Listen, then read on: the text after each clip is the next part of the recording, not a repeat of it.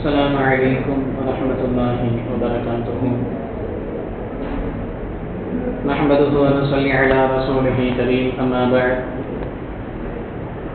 الحمد لله. அல்லாஹ்வுடைய உபகாரத்தை கொண்டு இன்றைய இரவோடு 17 தராவீகையும் 16 நோன்புகளையும் 21 நாள் ஜுஸூக்களையும் நாம் நிறைவு செய்திருக்கின்றோம். குர்ஆனை ஓதுவதற்கும் கேட்பதற்கும் வாய்ப்பை தந்த வல்ல ரஹ்மான் அதன் வழி வாழக்கூடிய நசீபை அல்லாஹ் நம் அனைவர்களுக்கும் தந்த அருள் புரிவானாக.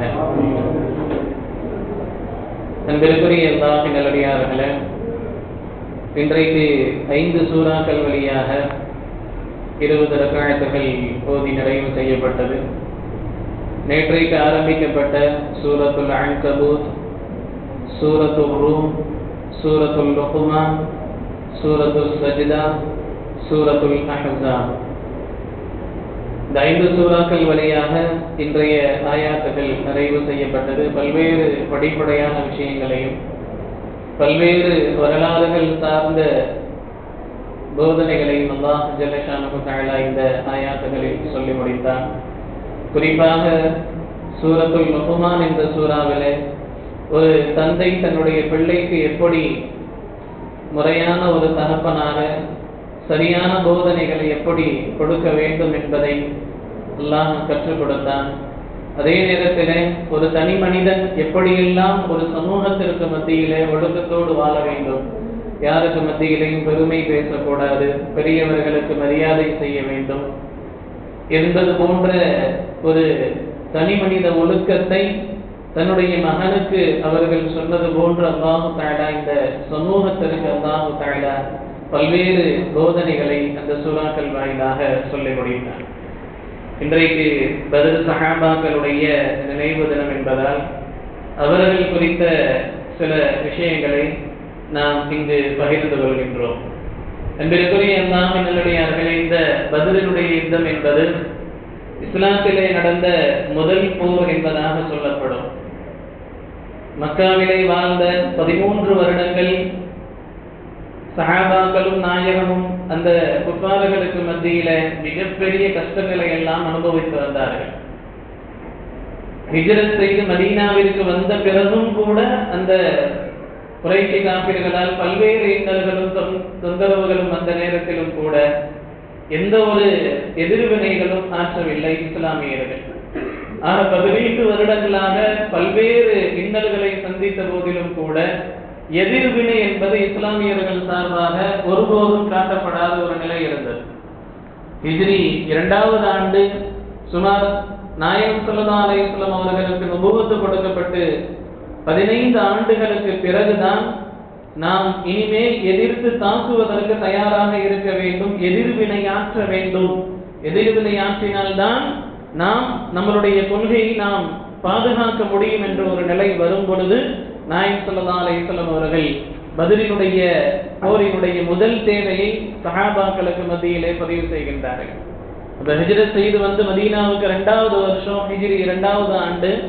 அப்போ முஹாஜிர்கள் அன்சாரிகள் எல்லாரையும் உட்கார வச்சு ஒரு மஷ்வரா செய்யறாங்க. நாம போர் செய்ய வேண்டிய ஒரு தேவை இருக்குது, நீங்க என்ன சொல்றீங்க அப்படின்னு சொல்லி அந்த போருக்கான மஷ்வரா செய்யறாங்க. அதற்கு முன்னாடி அந்த போரினுடைய அந்த மஷூராவில் நாயகம் ஸல்லல்லாஹு அலைஹி வஸல்லம் அவர்கள் உங்களுடைய கருத்துக்களை சொல்லுங்க, போர்கள் செய்யலாமா, நம்ம போர் செய்யலாமா, சண்டை போடலாமான்னு கேட்கிறாங்க. உடனே அபூபக்கர் ரலியல்லாஹு சொல்றாங்க, யார ரசூலுல்லாஹ் நீங்க உத்தரவிடுங்க, நான் சண்டை போடுறேன். அலி ரலியல்லாஹு சொல்றாங்க. இப்படி ஒவ்வொரு சஹாபாக்கெல்லாம் சொல்றாங்க. முஹாஜிர்களே சொல்லிக்கிட்டு இருக்கிறாங்க. மக்காவிலிருந்து மதீனாவுக்கு போனாங்க இல்லையா, அந்த சஹாபிகளினுடைய கருத்துக்களாக வந்துகிட்டே இருக்குது.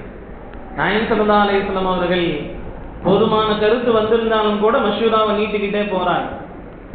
உடனே மஷூரா நீண்டுகிட்டே போகக்கூடிய அந்த நேரத்துல சஅத் இப்னு முஆத் ரலியல்லாஹு அன்ஹு அவர்கள் அன்சாரி சஹாபாக்களில் அந்த மதீனாவில் வாழ்ந்த சஹாபாக்களினுடைய ஒரு கோத்திரத்தினுடைய தலைவர், முக்கியத்துவம் வாய்ந்த ஒரு தலைவர். அப்போ அன்சாரிகள் சார்பா சஅத் இப்னு முஆத் ரலியல்லாஹு அன்ஹு அவர்கள் எந்திரிச்சு, யா ரசூலல்லாஹ், இந்த மஷூராவை நீங்க நீட்டிக்கிட்டே போறீங்களே, எங்களுடைய பதில நீங்க எதிர்பார்த்து நீட்டுற மாதிரி தெரியுதேன்னு நாயகம் ஸல்லல்லாஹு அலைஹி வஸல்லம் அவர்கள் தாமதிக்கவே இல்லை, ஆமா அப்படின்ட்டாங்க. ஏன்னா அந்த முஹாஜிர்கள் இங்க இருந்து எல்லாத்தையும் திறந்து பொருள் இல்லாம எதுவும் இல்லாம அந்த மதீனாவுக்கு வந்த நேரத்தில் அந்த அன்சாரி சஹாபாக்கள் அத்துணையும் திறந்தார்கள். தன்னுடைய 2 வீட்டுல ஒரு வீட்டை கொடுத்தாங்க, தன்னுடைய தோட்டத்துல ஒரு தோட்டத்தை கொடுத்தாங்க, 2 மனைவியில ஒரு மனைவியை தலாக்கு விட்டு அவர்களுக்கு நிக்காஹ் செய்து வச்சாங்க, தன்னுடைய வியாபாரத்துல பங்குதாரராக ஆக்கிக்கிட்டாங்க. எல்லா உதவிகளையும் முழுமையாக செய்தவர்கள் அன்சாரிகள். அப்போ வெளியூர்ல இருந்து வந்தாங்கன்னு கூட பார்க்காம ஒட்டுமொத்த உதவிகளையும் கொடுத்தவர்கள் அன்சாரி சஹாபாக்கள். சண்டைனால இந்த அன்சாரி சஹாபாக்கள் எதுவும் சங்கடப்பட்டுறக்கூடாது இல்ல, அதனால நாயகம் கொஞ்சம் தயங்கினாங்க. அப்போ நாயகம் ஸல்லல்லாஹு அலைஹி வஸல்லம் அவர்கள் ஆமான்ட்டாங்க. சஅத் இப்னு முஆத் ரலியல்லாஹு சொன்னாங்க, யா ரசூலுல்லாஹ், அன்சாரிகள் சார்பா நான் சொல்றேன், நீங்கள் கடல் மேல குதிரையை ஓட்ட சொல்லுங்க, நாங்க தயாராக இருக்கின்றோம் என்பதாக சொன்னாங்க. சஹாபாக்கள்லாம் நாரே தக்பீர் என்பதாக அன்சாரிகள் சொன்னாங்க.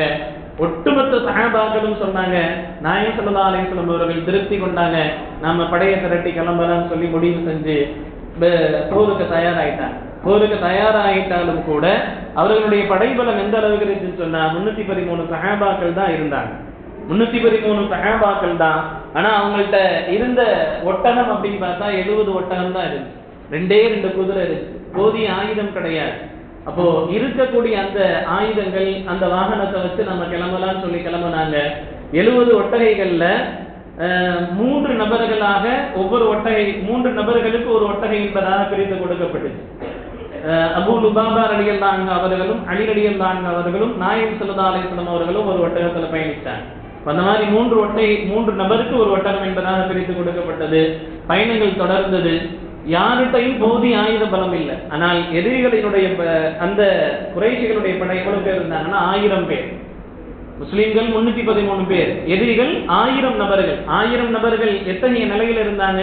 700 ஒட்டகங்கள் அவங்கள்ட்ட இருந்துச்சு, 100 குதிரைகள் இருந்துச்சு, எல்லார்ட்டையும் போதுமான ஆயுத பலம் இருந்துச்சு, தேவையான ஆயுதம் எல்லார்கிட்டையும் இருந்துச்சு.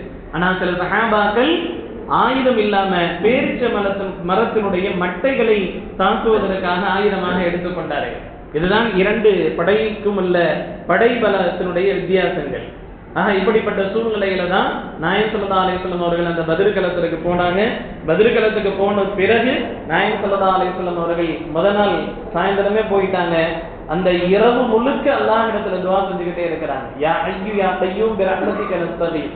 நாயகம் பத்ர்ல கேட்ட மிக முக்கியத்துவம் வாய்ந்த ஒரு தஸ்பீஹ் இதுதான். அல்லாஹ்விடத்துல நீண்ட நேரம் சஜிதாவுல இருந்தாங்க, அழுதுகிட்டே இருந்தாங்க. அபூபக்கர் சித்திக் ரலியல்லாஹு பக்கத்துல உட்கார்ந்து சொன்னாங்க, யா ரசூலல்லாஹ், என்ன நீங்க உங்களுக்கு ஏதாவது ஆயிருமோன்னு எனக்கு பயமா இருக்குதுன்னு சொன்னாங்க. அழுது துஆ கேட்டாங்க. நீண்ட நேர சுஜூதுக்கு பிறகு நாயகம் ஸல்லல்லாஹு அலைஹி வஸல்லம் அவர்கள் எழுந்துட்டு வந்தாங்க. அபூபக்கரை கூப்பிட்டாங்க. அபூபக்கரே, அல்லாஹ் உத்தரவிட்டான், இந்த போர் நமக்கு வெற்றியான போர். அபூஜஹல் இங்கு கொல்லப்படுவான், உத்பா இங்கு கொல்லப்படுவான், ஷைபா இங்கு கொல்லப்படுவான் என்பதாக யார் யார் எங்கு கொல்லப்பட்டு கிடப்பார்கள் என்பதாக வட்டமிட்டு காட்டினார்கள் நாயகம் ஸல்லல்லாஹு அலைஹி வஸல்லம் அவர்கள். அதற்கேற்ப அன்றைய இரவு அல்லாஹ் தஆலா பல்வேறு அற்புதங்களை அந்த சஹாபாக்களுக்கு மத்தியில நிகழ்த்தினா. அந்த சஹாபாக்களுக்கு ராகத்து வேணும்ன்றதுக்காக அவ்வளவு 2 பக்கம் படைகள் வந்துருச்சு. அவர்களுக்கு அல்லாஹ் தஆலா தூக்கத்தை கொடுத்தான். அந்த நேரத்துல லேசான மழையை கொடுத்து அவர்களுக்கு இதமானதாக ஆக்கினான். பல்வேறு சூழ்நிலைகள் அல்லாஹ் தஆலா மாத்திர அந்த துஆவினுடைய பலனை கொண்டு 3000 மலக்குகள் பிறகு 1000 என்பதாக ஜிப்ரீல் அலைஹிஸ்ஸலாம் அவர்களோடு அந்த போர்க்களத்திலே 5000 மலக்குமார்கள் கலந்து கொண்டார்கள் என்பதாக வரலாற்றிலே சொல்லப்படுகின்றது. அந்த போர் ஆரம்பித்தது. அந்த போர் முதலில் 3 நபர்கள் தனிநபர் போர் என்பதாக ஆரம்பித்தது. அப்புறமாக ஒட்டுமொத்த படை மோதிக்கொள்ளக்கூடிய அந்த போர் ஆரம்பித்தது. ஒட்டுமொத்த போரிலேயும் இஸ்லாமியர்கள் வெற்றி பெற்றார்கள். இஸ்லாத்தை பொறுத்தவரை 14 சஹாபாக்கள் ஷஹீதானார்கள். எதிரிகளை பொறுத்தவரை 70 நபர்கள் கொல்லப்பட்டார்கள், 70 நபர்கள் சிறைபிடிக்கப்பட்டார்கள், மற்ற அத்துணை நபர்களும் புறமுதுகிட்டு ஓடினார்கள். இங்கு நாம் கவனிக்க வேண்டியது ஒன்றுதான், அல்லாஹ் நமக்கு சொல்கின்ற விஷயங்கள் ஒன்றுதான். அந்த பத்ர் சஹாபாக்களுக்கு அல்லாஹ் தஆலா யஅமலு மா ஷி'தும், நீங்க நாடியதை பண்ணிக்கங்கன்னு சொல்லி அல்லாஹ் ஆஃபர் கொடுத்துட்டான். அதனாலதான் பத்ர் சஹாபாக்களினுடைய ஜனாசாவினுடைய தக்பீர்களே அதிகமான தக்பீர் என்பதாக இருந்தது. மற்ற சஹாபாக்களுக்கு மற்ற நபர்களுக்கு நாயகம் ஸல்லல்லாஹு அலைஹி வஸல்லம் அவர்கள் தொழுக வைத்த தக்பீரை விட பத்ரினுடைய சஹாபாக்களுக்கு நாயகமும் சரி கலீஃபாக்களும் சரி அதிகமான தக்பீர்களை கொண்டு அவர்களுக்கு ஜனாசா தொழுக வச்சாங்க. பத்ரீன்களுக்கும் சொல்லி அல்லாஹ் பல்வேறு சிறப்புகள் அல்லாஹ் கொடுத்துட்டான். குறிப்பா இந்த வார்த்தை யஅமலு மா ஷீதும், நீங்க நாடியதை செஞ்சுக்கங்கன்னு சொல்லி அல்லாஹ் கொடுத்துட்டான். இவ்வளவு பெரிய சிறப்பு அல்லாஹ் தஆலா அந்த பத்ரீன்களுக்கு கொடுத்தான். இந்த பத்ர் யுத்தம் என்பது முழுக்க முழுக்க அல்லாஹ்வின் மீது தவக்குல் வைத்தான். அங்கு எண்ணிக்கை ஒரு விஷயம் அல்ல, தவக்குல் இருந்தால் அல்லாஹ் அங்கு வெற்றியை தருவான். முழுக்க முழுக்க ஈமானினுடைய பலத்திற்கு அல்லாஹ் தஆலா தந்த வெற்றி என்பதாகத்தான் இந்த பத்ருடைய யுத்தத்தை சொல்ல வேண்டும். ஏனென்றால் நபர்கள் ரீதியாகவும் அங்கு 1000 நபர்கள், இங்கு 313 நபர்கள், எந்த ஒரு வாகன வசதிகளும் சமநிலையோடு அங்கு இல்லை. அங்கு 700 ஒட்டகைகள், இங்கு 70 ஒட்டகைகள், அங்கு 100 குதிரைகள், இங்கு 2 குதிரைகள், அங்கு முழுமையான வெட்டக்கூடிய அத்தனை போர்க்களத்தினுடைய ஆயுதங்கள், இங்கு பேரிச்ச மரத்தினுடைய மட்டைகள் ஆயுதங்களாக, இப்படியாக எந்த வகையிலையும் சமநிலை அல்லாத ஒரு கூட்டத்தில் அல்லாஹ் தஆலா குன்றிய ஒரு படையை ஈமானினுடைய பலத்தின் காரணமாக அல்லாஹ் தஆலா அங்கு வெற்றியை கொடுத்தான். சுவாரஸ்யமான ஒரு சம்பவமாக நாம் சொல்ல வேண்டும் என்றால், 2 சிறுவர்கள் முஆத் முஅப்பித் என்பதாக அவர்கள் வந்தார்கள். அவர்கள் வந்த நேரத்தில் ஒரு சஹாபி இடத்திலே கேட்டார்கள், இங்கு அபூ ஜஹல் யார் என்பதாக கேட்டார்கள். அபூ ஜஹல் யாருன்னு கேட்டார். முஆத் முஅப்பித் 2 சிறுவர்கள். அப்போ அந்த சஹாபி கேட்டாங்க, எதுக்குப்பா நீ அவனை கேட்கிற அப்படின்னு கேட்கும்போது, அவன் நபியை திட்டிக்கிட்டு இருக்கானாமே அப்படின்னு சொல்லி அந்த சிறுவர்கள் கேட்டாங்க. அவனை நான் கொல்லணும், யாருன்னு எனக்கு காட்டுங்கன்னா அந்த சஹாபி அதோ கிராஸ் ஆகி போறான் பார், அவன் தான் அபூ ஜஹல்னாங்க. 2 சிறுவர்களும் போனாங்க. ஒரு சிறுவர் ஒட்டகையினுடைய, அவன் பயணித்த அந்த ஒட்டகையினுடைய காலை வெட்டினாரு. இன்னொரு சிறுவன் அபூ ஜஹலின் மேல கடுமையான முறையில தாக்குதல் நடத்தி அவனை குற்றியரோடு அவன் கீழே படுக்க வச்சுட்டான். கீழே படுக்க வச்ச நேரத்துல, அந்த நேரத்துல அவன் மேல ஏறி உட்கார்ந்துட்டாங்க. அந்த நேரத்துல அந்த வழியாக அப்துல்லாஹ் இப்னு மஸ்ஊத் ரலியல்லாஹு அன்ஹு அவர்கள் வர்றாங்க.